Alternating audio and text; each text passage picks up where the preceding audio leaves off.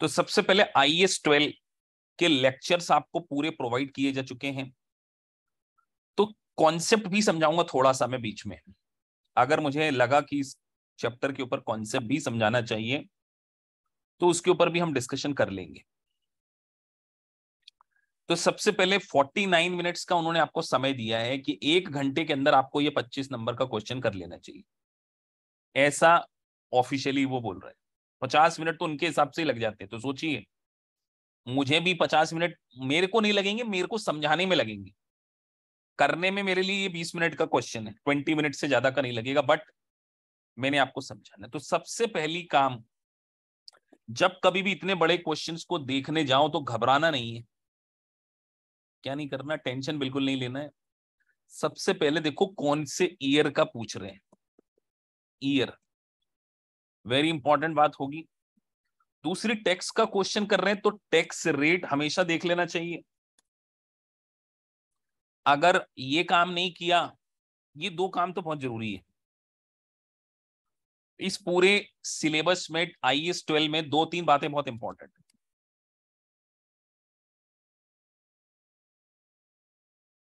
कि आपको जब भी क्वेश्चन करना हो तो टैक्स की रेट अगर आपने गलत ढूंढ ली, हो सकता है क्वेश्चन में आप गलत कर बैठे। ईयर कौन सा है और ईयर का एंड कब हो रहा है ये पहले आपको पता होना चाहिए।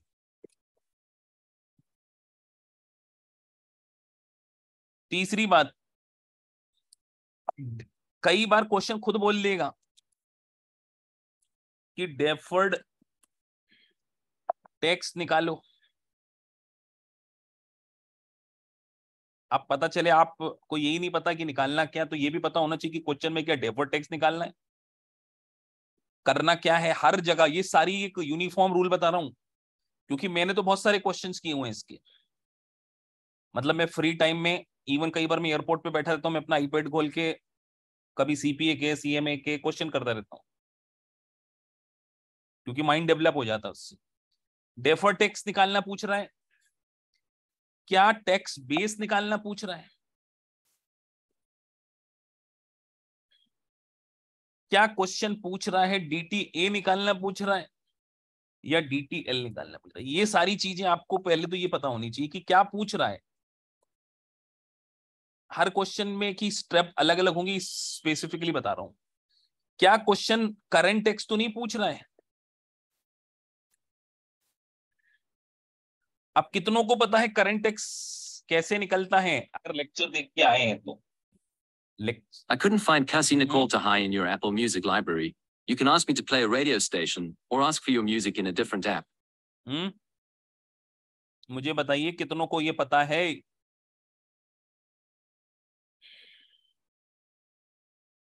क्या होता है, जिनको पता है वो लिखें। तो सर ये होता है टैक्सेबल प्रॉफिट के ऊपर, taxable profit multiply tax rate.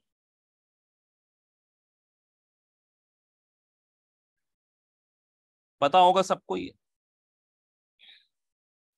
दूसरा, कई बार इसमें टैक्स बेनिफिट भी निकल सकता है। करंट टैक्स में टैक्स बेनिफिट निकल सकता है। बताइए किस सिचुएशन निकलेगा, ये आपको पता तो हो कि क्वेश्चन में क्या करना है, क्या क्या परम्यूटेशन कॉम्बिनेशन बन सकते हैं। अरे टैक्स बेनिफिट कब निकलेगा बेटा, क्लास में बोला वाली नहीं होती, बहुत ही स्लो बैच आई है इस बार। मतलब इंटरनल मोटिवेशन नहीं आ रहा टीचर को कि कुछ बियॉन्ड हट के बता दें। टैक्स बेनिफिट कैसे निकलता है, जब सर क्वेश्चन में लॉस गिवन हो। टैक्स बेनिफिट हमेशा लॉस पे मिलेगा, लॉस पे मिलेगा और एक्सपेंसेस पे मिलेगा। कितनों को ये बात समझ में आ गई सर क्या बोलना चाह रहे हैं। या तो लॉस के ऊपर मिलेगा या एक्सपेंसेस के ऊपर। अभी हम करंट टैक्स के पॉइंट ऑफ व्यू से बात कर रहे हैं, समझ में आता है सबको इतना। एक्सपेंसेस के ऊपर टैक्स बेनिफिट मिलता है, क्लियर है। चलिए, तो क्या हमारे इस क्वेश्चन में ये सब बातें बोल रहा है नहीं बोल रहा है। उसके बाद हमको एक ऑफिशियल लैंग्वेज भी पता होना चाहिए कि DTA और DTL कब बनता है। बताइए DTA और DTL कब बनता है एज पर IAS-12। अगर थ्योरी क्वेश्चन आ गया क्या लिखोगे?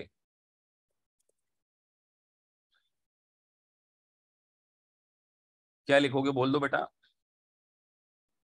हाँ, विकास सिंह ने ठीक बात लिखी है, बस बाकी सब रट्टा वेकेशन आए। सर एक तो टेम्पररी डिफरेंस होना चाहिए, और टेम्पररी डिफरेंस के लिए क्या है? डिडक्टेबल ये होना चाहिए। डिडक्टेबल है तो डीटी है, और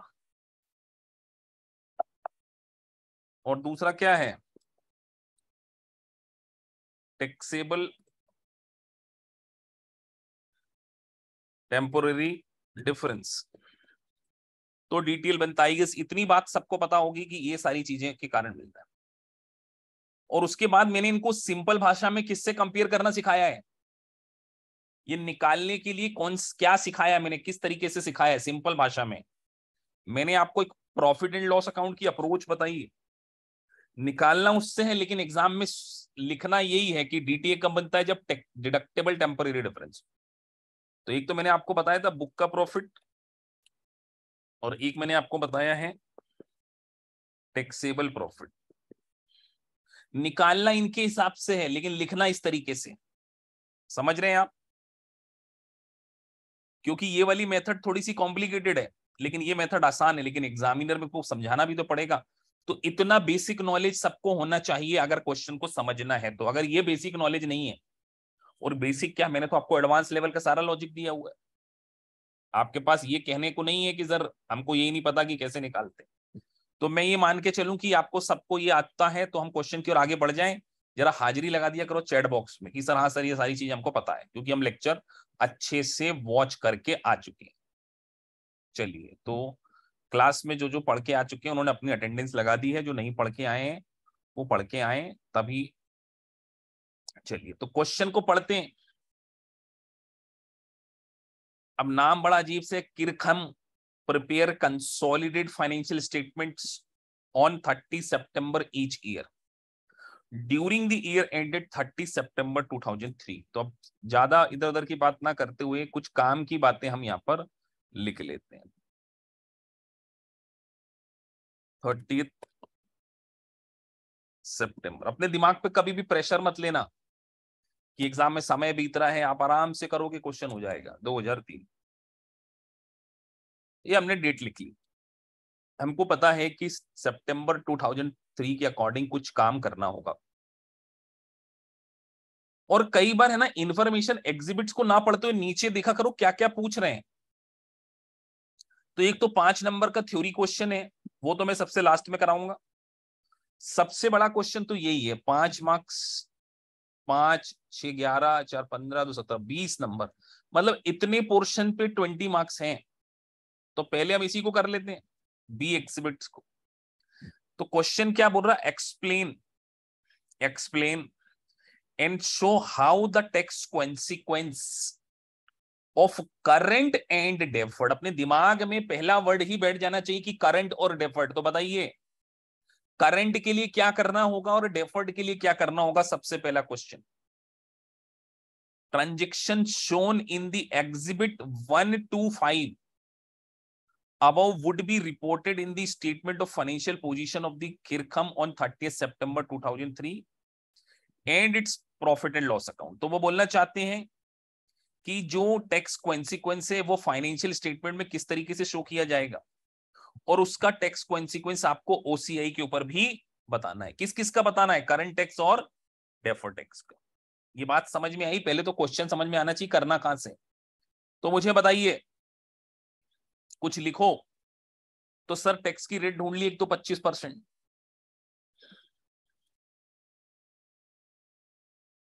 both omega and are profitable companies which consist generally annual tax profit.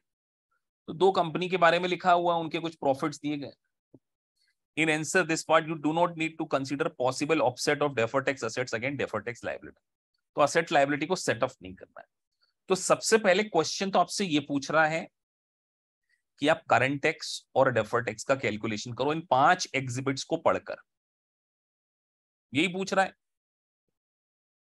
यही पूछ रहा है ना। ये बात समझ में आ गई कि नहीं, कि 5 एग्जिबिट पीछे दिए, तो हम तो पहले एक एक एग्जिबिट पे फोकस करेंगे ना, ये 5 नंबर कमाएंगे ना, एक एक पे करेंगे। अब मुझे इतना बता दो बेटा, करंट टैक्स कैसे निकलता है, बस इतना बता दो आप, अगर आपने पढ़कर आए हैं तो।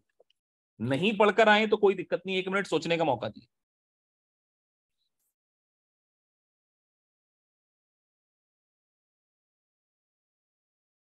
सोचो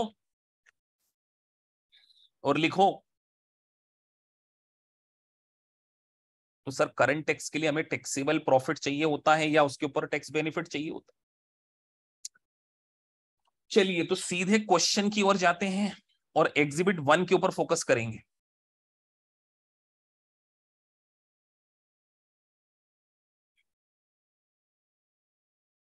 अब एग्जिबिट 1 यही है। On October 1st 2002 Kirkham purchase an equity investment of $200,000। ठीक है sir.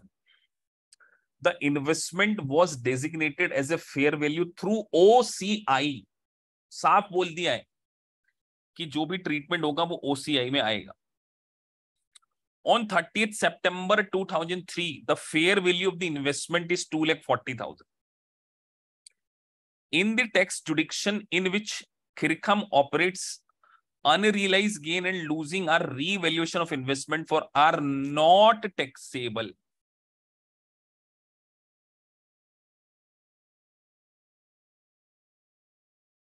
Are not taxable unless the investment is sold. Kirkham has no intention of selling the investment in the possible future.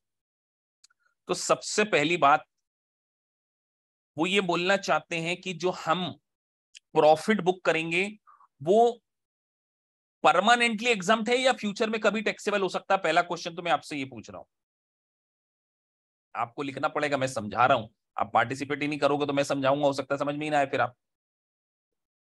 मैं तो आपसे ये पूछ रहा हूं कि ये टेम्परेरी डिफरेंस दिख रहा है या परमानेंट डिफरेंस दिख रहा है आपको, पहले तो ये लिख दो, जो भी आपको लगता है लिख दो, टेम्परेरी या परमानेंट। सर ये टेम्परेरी कैसे पहचाना आपने? पहचाना ऐसे, क्वेश्चन ने लिखा हुआ है कि अभी टैक्सेबल नहीं होगा, लेकिन जब एक्चुअल में हम इन्वेस्टमेंट को बेच देंगे तो अभी ये गेन कौन सी बुक्स में किया जाएगा रिकॉर्ड। तो आपको एग्जाम में, अच्छा क्या इसके कारण कोई करंट टैक्स निकलेगा क्या इस इनकम के कारण?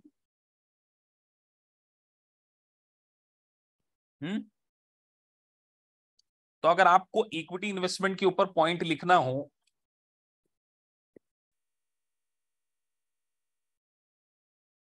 तो बताइए करंट टैक्स कितना बना दूं? अब आपसे पूछ रहा हूं, 25% रेट दिया है, जल्दी बोलो कितना बना दे करंट टैक्स। 40,000 का प्रॉफिट हो रहा, कुछ बनाए नहीं बनाए? नहीं बनाएंगे सर, पूछिए क्यों? तो सर क्योंकि उसने साफ बोल दिया है, क्वेश्चन नहीं बोल दिया है, unrealise gain losing revaluation of nature are not taxable. तो एग्जाम में क्या ये थ्योरी नहीं लिख सकते? यहां पर क्या लिखोगे? एज द क्वेश्चंस लिखना पड़ेगा ना वहां पर।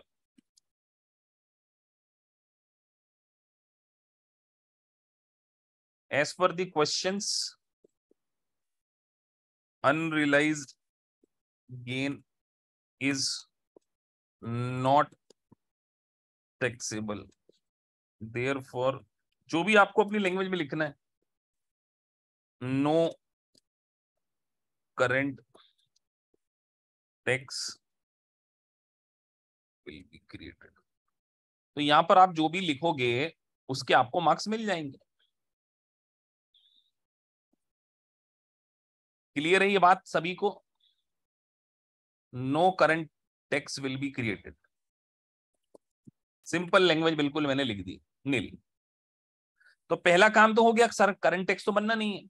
अब ये पहला पॉइंट चल रहा है ना, ये पॉइंट एग्जाम में तो यही करना है अपने को ऐसे। चलिए डेफर टैक्स, अब आपको ये पता होना चाहिए कि डेफर टैक्स या तो DTL बनेगा या DTA बनेगा। तो मुझे बताओ, क्वेश्चन ने खुद ने बोला है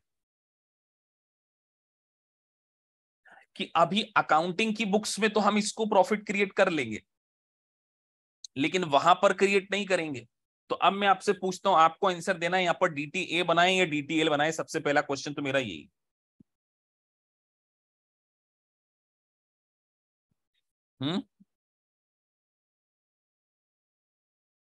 तो सर अब अपने दिमाग में कैलकुलेशन करेंगे कि फाइनेंस की बुक्स में तो टैक्सेबल हो गया है, फाइनेंस की बुक्स में क्या हो गया है, ये इनकम काउंट कर लिया है, बट वहां पर काउंट नहीं किया है। कहां पर काउंट नहीं किया? टैक्सेशन की। तो कई बच्चे DTA लिख रहे हैं, अब उनको कौन समझाए? तो सबसे पहले लिखेंगे अपन रीवैल्यूएशन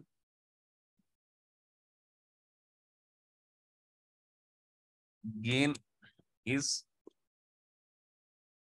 अब ये टैक्सेबल टेम्परेरी डिफरेंस है या डिडक्टेबल टेम्परेरी डिफरेंस है? अब आपको भी लिखना पड़ेगा यहां।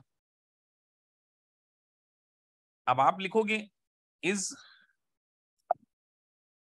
कई बच्चे मानते नहीं, इतना लेट आते हैं, इतना डिस्टरबेंस हो जाता है, क्या बताऊं, पता नहीं, नींद में उठ के आते हैं। गेन इज, तो इस चक्कर में वो मेरा बार बार वो आई जो एप्पल है वो बोल देता है कि भैया कोई जूम मीटिंग में इंतजार कर रहा है आपका, तो वो लिखना नहीं देता मेरे को। टैक्सेबल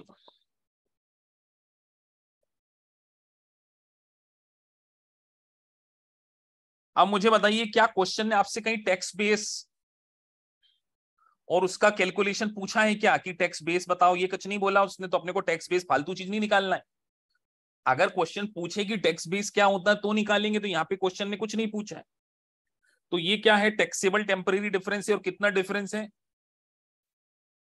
40,000। रेट कितना है? 25%। तो 40,000 का 25% आप बना दो। 40,000 का 25% क्या होता है? 10। तो यहां क्रिएट कर दो डेफर्ड टैक्स, और जब एग्जाम में वहां लिखो तो अपनी लाइन को अंडरलाइन कर दो। ये हो गया आपका, ये पहला पार्ट हो गया। एग्जामिनर कितने मार्क्स दे देगा आपको बताओ इसके? पूरे एज इट इज। अब इस प्रकार के क्वेश्चन में भी अगर आप मार्क्स नहीं लेकर आओ, कितने मार्क्स का क्वेश्चन था ये पहला पार्ट जो हो गया। अगर हम यहाँ पे देखें तो ये 5 मार्क्स तो आपके यहाँ पक गए, पूरे 5 में से 5 मिलने चाहिए। दूसरा आता है इंट्रा ग्रुप सेल्स। कहां लिखा है ये? एग्जिबिट 2। चलिए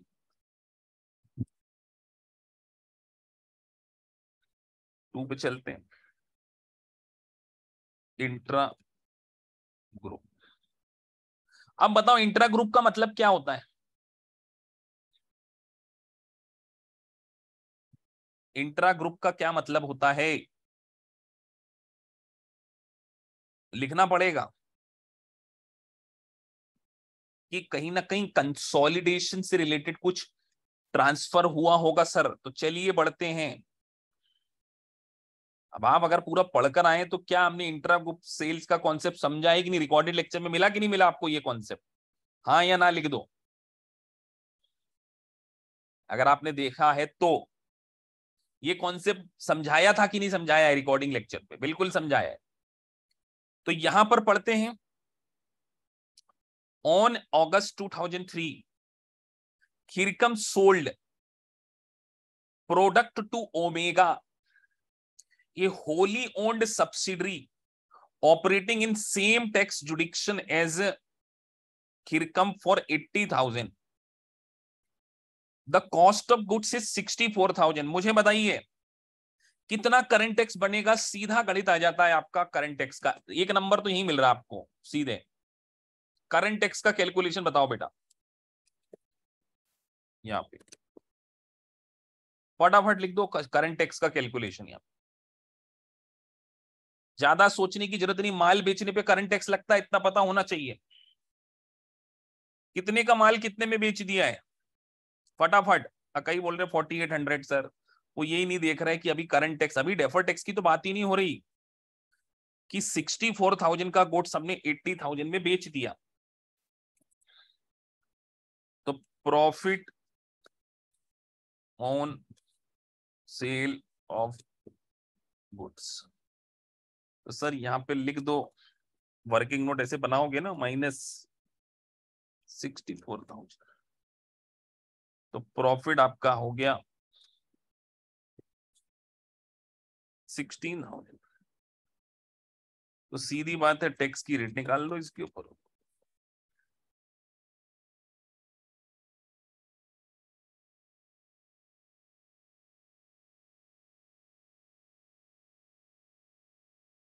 चार, काम खत्म। बिल्कुल सिंपल क्वेश्चन। अब एग्जिबिट 2 चल रहे हैं हम, यहां पे समझ में आ गया। अभी हम इसमें बात करेंगे कि हमने ग्रुप कंपनी को बेचा, तो ग्रुप कंपनी का कंसेप्ट कहां पे होता है, कहां पर होता है? ग्रुप कंपनी का कॉन्सेप्ट कहां पर होता है? इनकम टैक्स में ग्रुप कंपनी का कोई कॉन्सेप्ट नहीं होता।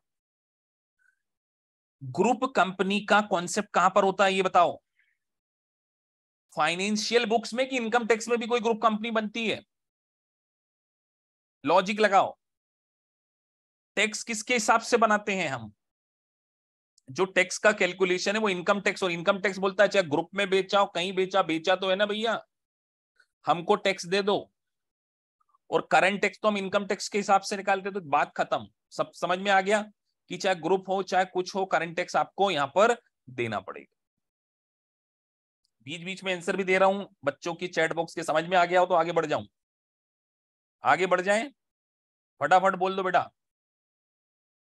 चलिए, अब दूसरा पार्ट हमको इसमें क्या करना है,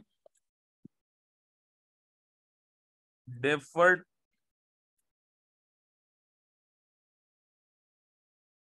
टैक्स कैलकुलेशन। जब हम कंसोलिडेट बैलेंस शीट बनाएंगे,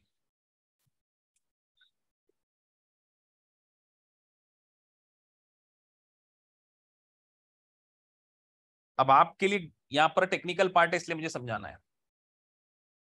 तो सबसे पहले क्वेश्चन में आते हैं।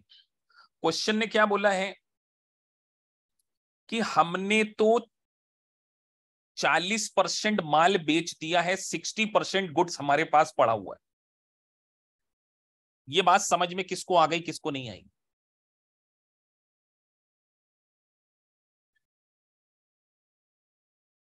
तो अब आपको इन्वेंट्री की वैल्यू दो जगह निकालनी पड़ेगी, एज पर बुक्स और एज पर टैक्स। ये एक स्पेसिफिक ट्रांजेक्शन है इंट्रा ग्रुप का। तो चलिए मुझे बताइए, कंसोलिडेट फाइनेंशियल स्टेटमेंट बनाते समय आपके पास स्टॉक का वैल्यूएशन आपको बताना है, बस इतना बता दो कितना आएगा इस क्वेश्चन में। कंसोलिडेट फाइनेंशियल स्टेटमेंट बनाते समय आपके सामने क्वेश्चन लिखा है, कितनी वैल्यू लिखना चाहिए स्टॉक की?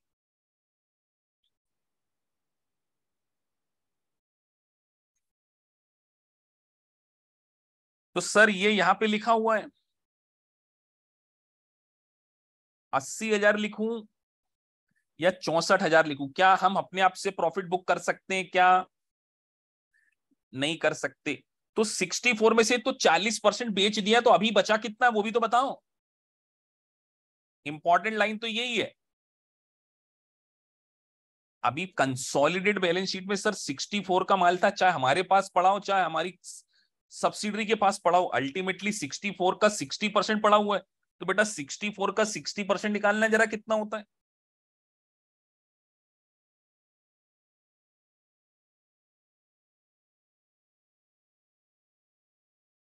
$38,400 हो गया कि नहीं हो गया?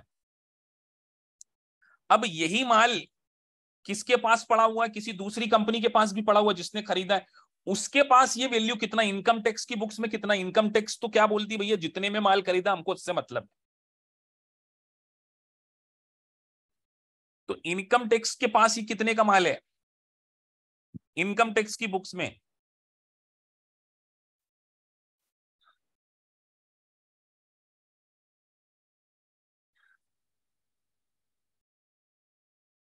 $48 का है। तो जो इनकम टैक्स की बुक्स में होता है उसको क्या बोलते हैं? जो बुक्स में होता है उसको क्या बोलते हैं? कैरिंग वैल्यू, और जो एस पर होता है उसको क्या बोलते हैं? Tax base. तो डिफरेंस तो है सर। अब एग्जाम में हम भूल गए कि सर डिफरेंस तो है। तो 48,000 माइनस 38,400, अब ये टैक्सेबल है या डिडक्टेबल है, अब हमको दिमाग लगाना है। तो हमने तो एक रट्टा भी मारा हुआ है सर। टैक्सेबल मतलब डीटीएल, डिडक्टेबल मतलब डीटीए। बात समझ में आई?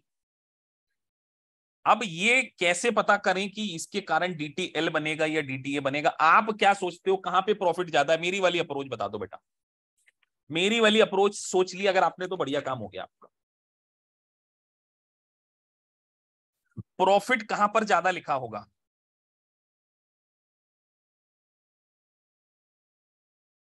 सर जहां पर प्रॉफिट, जहां पर स्टॉक ज्यादा है वहां पर प्रॉफिट ज्यादा होगा। ये लॉजिक तो हम समझ के चले हुए हैं पहले से ही। आपने अगर मेरे लेक्चर देखे तो आपके दिमाग में होगा सर कि प्रॉफिट जहां पे टैक्स ज्यादा लिखा, जहां पे स्टॉक ज्यादा लिखा है, यहाँ पे स्टॉक कम लिखा, तो हमने तो टैक्स ज्यादा भरा है या कम भरा है, बस इतना बोल दो। इतना दिमाग लगा लो। हमने टैक्स ज्यादा भरा है, तो ज्यादा भरा है तो इसका मतलब क्या बन रही है? डीटीए। तो डीटीए के लिए क्या लिखते हैं? टैक्सेबल टेम्परेरी डिफरेंस या डिडक्टेबल टेम्परेरी डिफरेंस। आप अपना दिमाग लगा लेना अपने को। जल्दी लिखो बेटा। ये लगा दिया, तो इस डिफरेंस के सामने एक लाइन चिपका दोगे। डिडक्टेबल टेम्परेरी डिफरेंस उठा के टैक्स रेट 25% लगा दो बेटा। लेके प्रभु का नाम लगा दो, कितना आता है?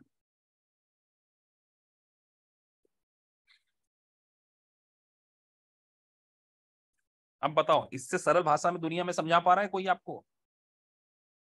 चिराग लेके ढूंढ लो पूरे इंडिया में कोई आईएफआरएस ऐसा समझा दे इस लैंग्वेज में। एक बिल्कुल डिसेंट व्यक्ति को भी समझ में आ जाना चाहिए सर क्या आप समझाया है आपने। क्लियर हो गया?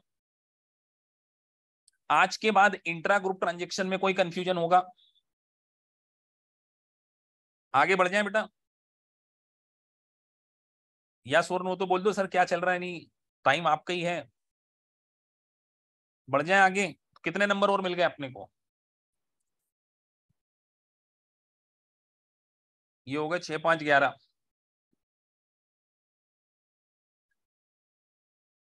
आगे बढ़ते हैं एग्जिबिट, क्योंकि अभी हम बिल्कुल आधे घंटे के अंदर हमको क्वेश्चन करना है। क्योंकि आप लोगों की स्पीड स्लो है इसलिए मेरे को सारे बच्चों का ख्याल, क्योंकि मेरे पास तो एवरेज बच्चे भी पास हो जाते हैं, इसलिए मैं बड़ा स्लो चल रहा हूँ। ये क्वेश्चन यही आना बेटा, उठ के इस बस फिगर चेंज होंगे। डेफर टेक्स में ये जो 2 क्वेश्चन दी इसी में से आना है। एसीसी ये सच बोल रहा हूँ, मजाक कर रही है। वो जो पास लाइब्रेरी दे रही है उसमें फिगर चेंज कर रही है, उठा के यही क्वेश्चन पूछ रही है। अब आगे बढ़ जाते हैं अगली एग्जिबिट्स की ओर। Payment from the customer. अब पेमेंट फ्रॉम कस्टमर एग्जिबिट 3 में चलते हैं।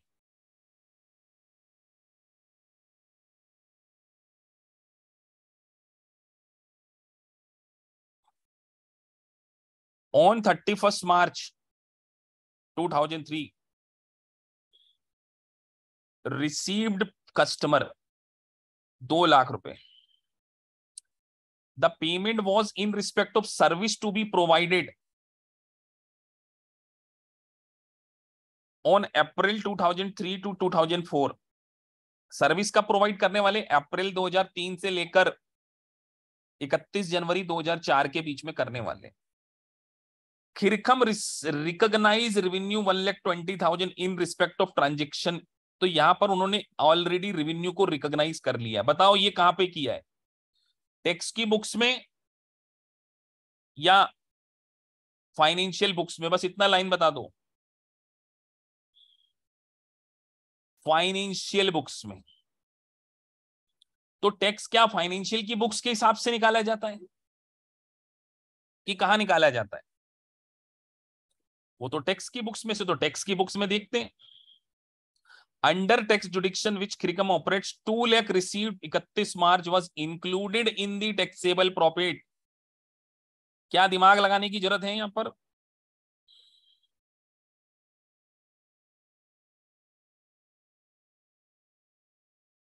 कोई दिमाग लगाने की जरूरत ही नहीं थी बेटा, यहां पे साफ बोल दिया उन्होंने कि आपको दिमाग यहां पर लगाना ही नहीं है।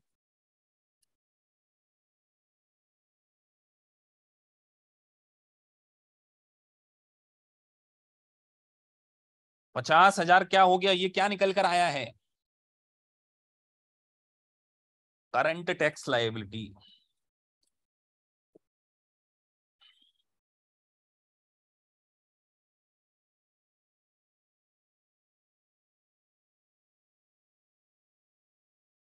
क्लियर है बेटा? करंट टैक्स लायबिलिटी निकल गई आपकी। अब शुरू करना है डेफर्ड टैक्स का कैलकुलेशन।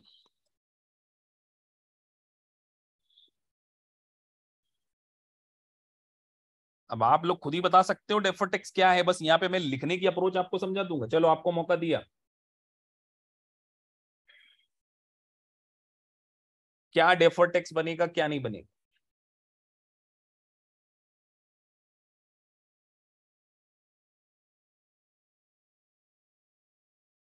क्योंकि यहां पर अपने को कैरिंग अमाउंट भी निकालना है, वो मेरा काम है। पहले आप ये तो बता दो डेफर्ड टैक्स बनेगा या डेफर्ड टैक्स लायबिलिटी बनेगी, आपके सामने क्वेश्चन।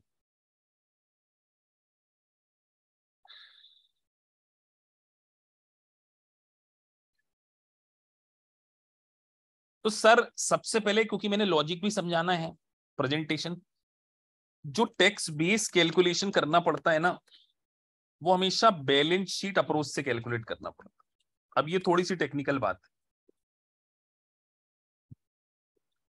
तो बैलेंस शीट अप्रोच अगर लेते हैं तो हमेशा current assets, sorry current asset, assets और लायबिलिटी की अप्रोच के अकॉर्डिंग लेते हैं। मैं आपको डेफर्ड टैक्स बेस, अब मेरे को आपको डीटीए डीटीएल निकालना नहीं सिखा रहा अभी। डीटीए और डीटीएल तो आप मेरे प्रॉफिट एंड लॉस अकाउंट वाले लॉजिक से ही निकालोगे। मैं तो आपको यहाँ पे टैक्स बेस निकालना सिखा रहा हूं। तो आप मुझे बताइए इस पर्टिकुलर क्वेश्चन में एक एसेट बन रही है या लायबिलिटी बन रही है? इतना सोचना आपका काम है। सोचो।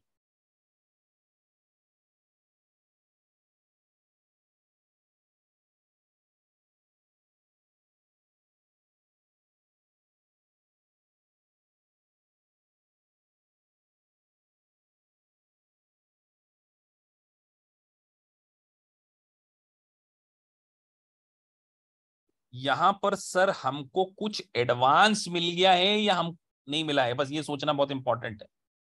सर जी हमको 2 लाख मिला, हमने रेवेन्यू 120 रिकॉर्ड किए।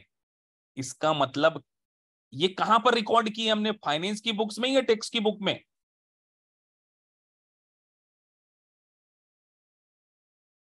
फाइनेंस बुक में। तो बस फाइनेंस बुक्स के लिए क्या वर्ड यूज करते हैं?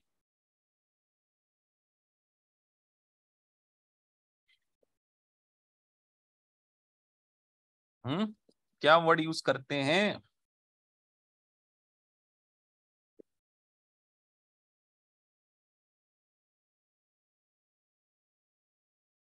अब आपको ये समझ में आ गया होगा कि सर ये तो कैरिंग वैल्यू ऑफ लायबिलिटी है। कितनी है बेटा इस क्वेश्चन में कैरिंग वैल्यू ऑफ लायबिलिटी, बता दो।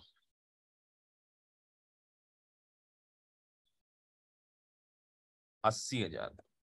अब ये समझना पड़ेगा कि 80,000 कैसे, तो ये इतना दिमाग आप में होना चाहिए। टैक्स की बुक्स में लायबिलिटी कितनी है? जल्दी बताओ।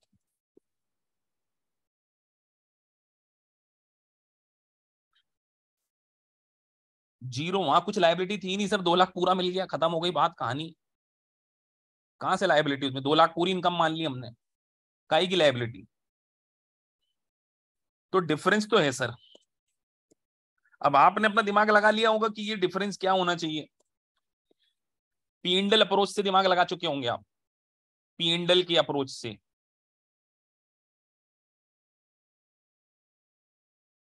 सर 2 लाख हमने टैक्स की बुक्स में इनकम मान ली है, मतलब हमने टैक्स ज्यादा भर दिया है, हमने इधर तो 1,20,000 ही मानी है। तो क्या बन रहा है, ये DT A बन रहा है या DT L बन रहा है बेटा, बस इतना बोल दो। अब आप P&L की अप्रोच से सोच पा रहे हो कि नहीं सोच पा रहे हो, आपकी गलती, फिर नहीं सोच पा रहे तो DTA बन रहा है। और अभी भी कई लोग DTL, हाँ बिल्कुल कसम खा बैठे हैं, अभी भी यही नहीं समझ में आ रहा कि टैक्स में 2 लाख की इनकम रिकॉर्ड कर ली है, और कई लोग DTA लिख रहे हैं, कोई सोच ही नहीं रहा है। यहां लिख के सोचा करो अलग से, टैक्स की बुक में आपने 2 लाख का प्रॉफिट रिकॉर्ड किया, यहां पर आपने 1,20,000 का रिकॉर्ड किया। कहां का प्रॉफिट ज्यादा है, टैक्स का प्रॉफिट ज्यादा है। बेटा सोचो, DTA या DTL।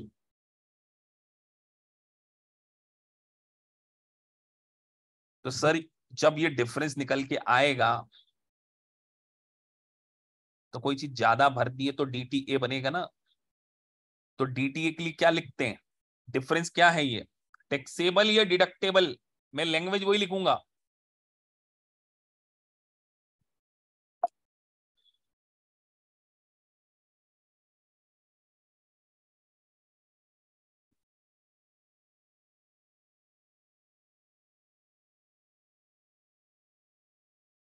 इंटू 25। आया समझ में कि नहीं आया आप लोगों को?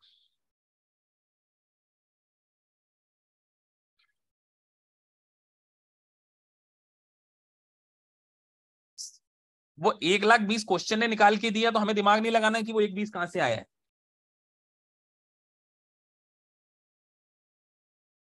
तो क्या बन गया यहाँ पे अपना, 20,000 बन गया। कितने नंबर और मिल गए आपको? 4 मार्क्स और मिल गए बेटा। लॉजिक में आपको मेन लेक्चर में समझा चुका हूं कि ये क्यों बना रहे हैं क्या नहीं बना रहे, यहाँ पे आप लॉजिक की फिर आप देख के क्या आए हो अगर। चलिए अगला exhibits.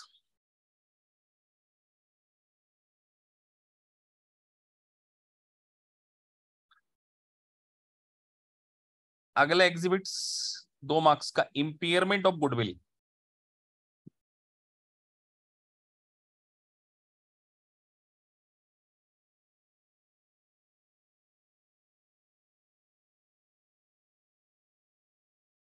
On October 2002, goodwill arising on consolidation, Khiram consolidated statement of financial was 4 million.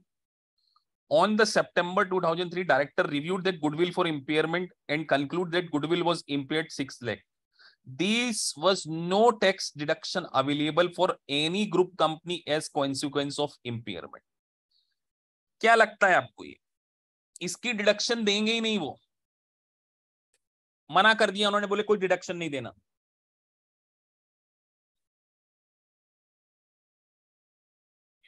तो जब पहली बात तो कुछ डिडक्शन देने ही नहीं वाले, तो क्या इसके कारण कोई टैक्स बेनिफिट मिलेगा?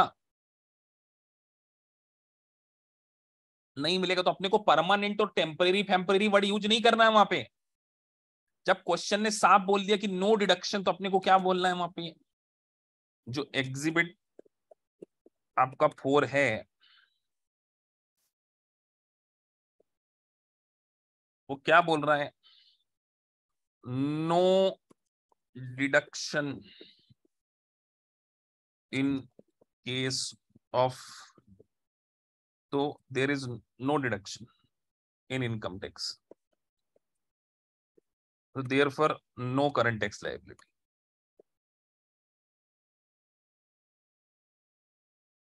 एक नंबर तो यही मिल गया। और एक IAS 12 की स्पेसिफिक रिक्वायरमेंट है कि गुडविल कभी भी बिजनेस कॉम्बिनेशन के लिए आएगी, तो ये रटने वाला पार्ट है।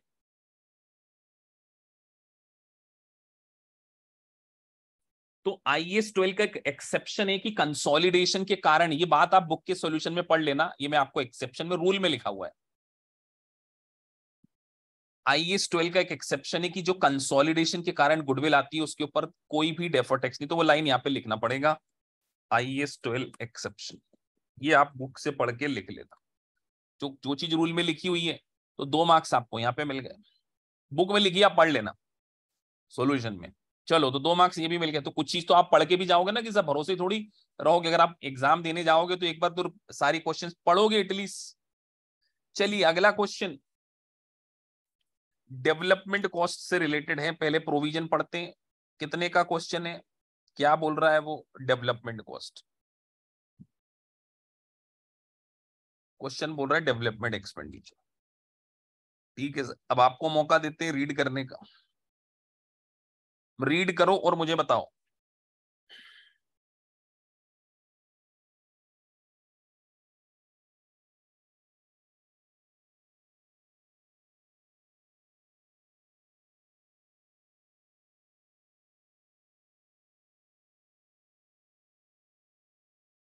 अब लास्ट लाइन ने आपको एक चीज बता दी है बहुत अच्छी।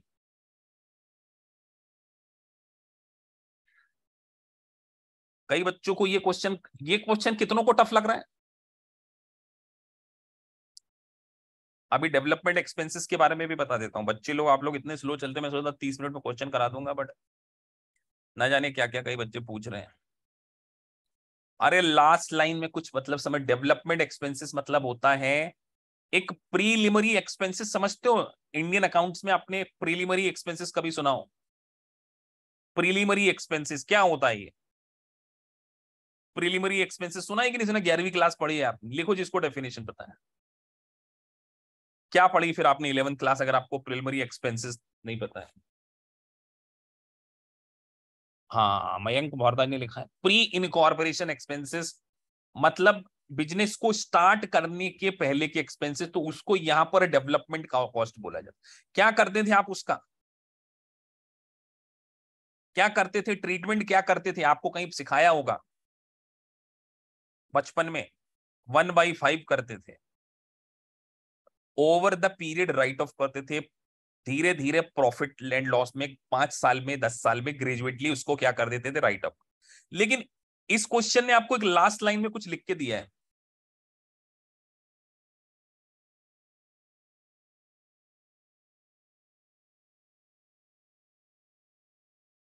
क्या लिखा है? इसका क्या मतलब होगा? जल्दी बता दो बेटा। कुछ मतलब ही होगा इसका। इसका ये मतलब है, कई बच्चे फुल्ली टैक्सेबल लिख रहे हैं। मयूर, फुल्ली टैक्सेबल है ये? फुल्ली डिडक्टेबल है। तो जब ये अमाउंट इनकम टैक्स में लिख दिया उन्होंने, यहां लिख दो आप एग्जिबिट 5 के सामने।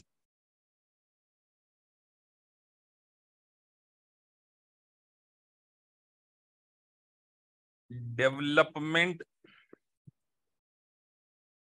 expenses is fully deductible under the tax law। तो करंट टैक्स क्या बनेगा? करंट टैक्स बनेगा या कुछ बेनिफिट मिलेगा यहाँ पे खर्चे के कारण? मैंने शुरू में ही बताया था। अब बता दो आप।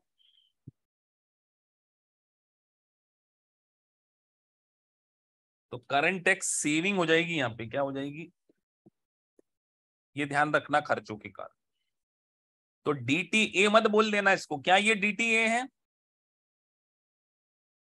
अरे बेटा, ये डीटीए डीटीएल नहीं है। ये तो अभी करंट टैक्स के बारे में बात कर रहे हैं। डीटीए डीटीएल तो बाद में बात करेंगे। तो कितना खर्चा हुआ था याद हो आपको क्वेश्चन में? 1.6 मिलियन।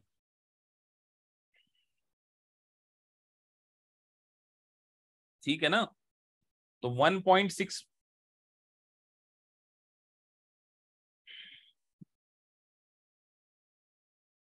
अब क्वेश्चन ने ना यहां पर थोड़ी सी, मैं आपको बुक वालों की एक मिस्टेक बता रहा हूं, क्योंकि मेरे पास बुक भी रखी है। उन्होंने यहां पता नहीं 1.5 मिलियन ले रखा है। क्वेश्चन की छपने में मिस्टेक हुई है।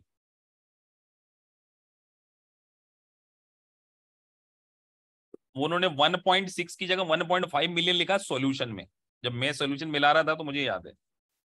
तो मैं 1.5 मिलियन सॉल्यूशन में लिख दे रहा हूं, 1.6 है जबकि। तो वो प्रिंटिंग मिस्टेक एग्जाम में नहीं होगी। क्योंकि बुक वाले तो छाप देते हैं। तो ये 1.5 मिलियन इंटू 25% कितना आ जाएगा? तो 15 लाख का 25% कितना होता है? अब कई लोग यही सोच रहे होंगे सर 15 लाख कहाँ से आ गया, ये सोच रहे होंगे ना कई लोग।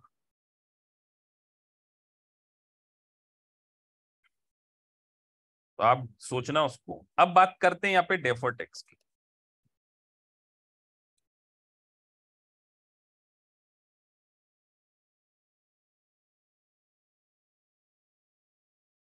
अब डेफर्ड टैक्स क्या बोल रहा है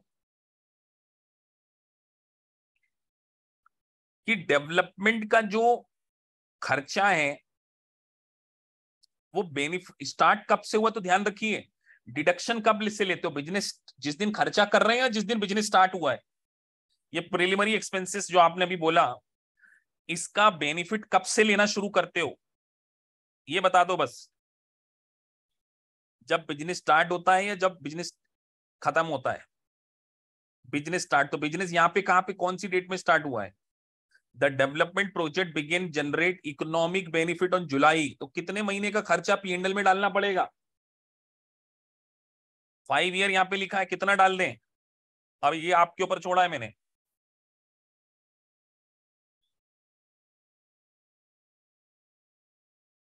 तीन महीने का, तो बेटा खर्चा बताओ कितने आए, कितने का आएगा? तो 3 महीने का खर्चा डाल दिया, तो carrying amount of development expenses यहां लिखना है अपने को।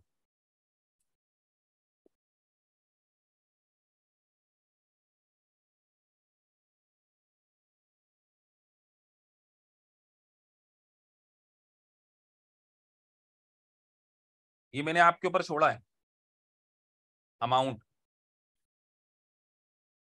और टैक्स बेस कितना लिखूं यहाँ पे, ये भी बता दो बेटा।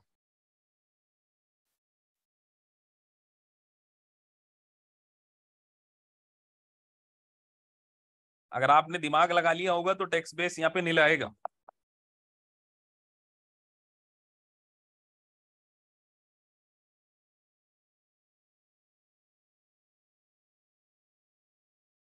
सर नील क्यों? अरे क्वेश्चन ने बोल दिया कि जब फुल्ली डिडक्टेबल कर दिया तो कुछ एसेट है ही नहीं, यहाँ पे नील हो गया ये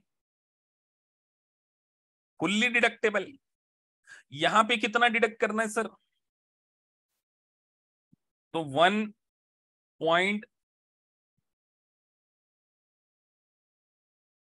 1.6 मिलियन था ना, तो जुलाई में था। और अपना ईयर कहां पे एंड होता? अगर ईयर गलत पढ़ लिया तो गेम ओवर है आप लोगों का। तो सर 30 सितंबर था, तो 3 बाई कितना कर दूं? 60 कर दूं? नहीं सर, 3/12 करो। साल में 3 महीने होते हैं ना, मल्टीप्लाई 1/5 कर दो। ये आपको समझ में आना चाहिए क्या चल रहा है। तो उसके बाद ये माइनस करने के बाद इस ये जो आएगा इसमें से माइनस कर देंगे तो कितना आता है, आप लोगों ने अमाउंट बता दिया है। तो ये कट पिट के 1.52 बता रहे हैं बच्चे, सही है? काट पीट के बच्चे मुझे 1.52 लिख रहे हैं, तो मैं मान के चलता हूं सही है ना 1.52।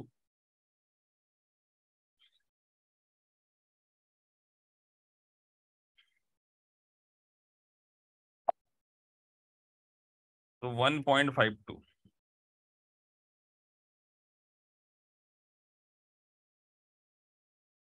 तो ये जो डिफरेंस है अब ये आपको यहां पे बताना है, ये टैक्सेबल है या डिडक्टेबल है।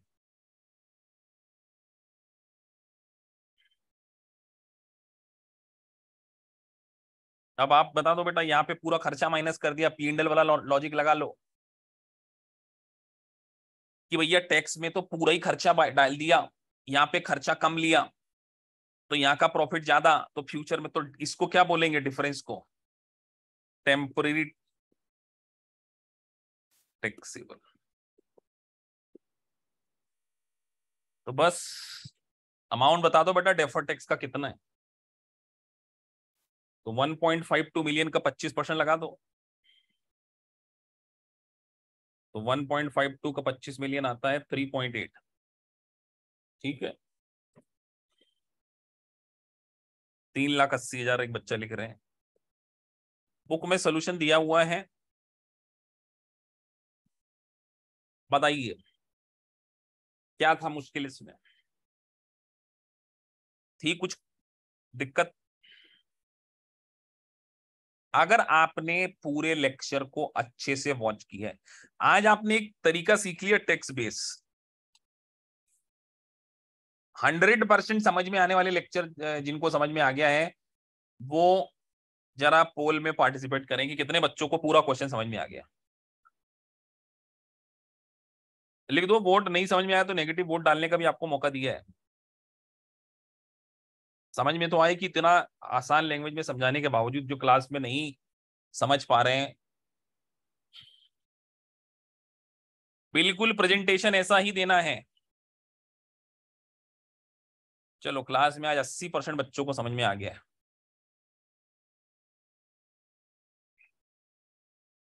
1.52 कैसे आया, कई बच्चे पूछ रहे हैं, तो वो मैं बता देता हूं। क्वेश्चन ने बोला था कि हम उसको राइट ऑफ करेंगे। टोटल खर्चा कितना था, 1.6 मिलियन था ना, 1.6 मिलियन था, कितना था, हाँ 1.6 मिलियन, तो 16 लाख था। लो ये मैंने इसमें लिख दिया 16 लाख। तो इसको अमोर्टाइज करना है 5 साल में, तो बेटा 16 लाख डिवाइडेड बाई 5 करो, ये 3,20,000, ये तो साल भर का है, तो 3 महीने का कितना होगा, 3,20,000 इंटू 3 डिवाइडेड बाई 12, 80,000। तो अगर 1,60 में से 80 अमोर्टाइज हो गया तो अनअमोर्टाइज कितना बचा,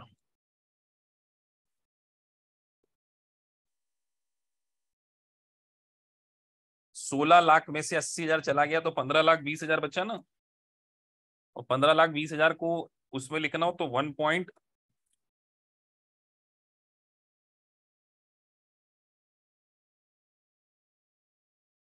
क्लियर है या अभी भी क्लियर नहीं हो, क्या चल रहा है सर? ये सर ये हम अनअमोर्टाइज करके क्यों लिख रहे हैं, क्योंकि बेटा बैलेंस शीट अप्रोच एग्जाम में क्वेश्चन को सही सॉल्व करना इंपॉर्टेंट है, सिर्फ कॉन्सेप्ट नहीं। कॉन्सेप्ट समझाने के लिए मैंने आपको मेन लेक्चर पढ़ाए थे और यहां पर मैंने आपको क्वेश्चन कराए। अब आप बोलो कि सर इसको और सरल भाषा में सिखा दो, प्रभु जी इससे सरल भाषा दुनिया में कोई है ही नहीं। अगर इससे भी सरल होता तो फिर ये बीकॉम एग्जाम हो जाती, ये एग्जाम ही थोड़ी सी क्या है। तो हाँ, तो प्रीवियस वीडियोस भी अपलोड कर देंगे।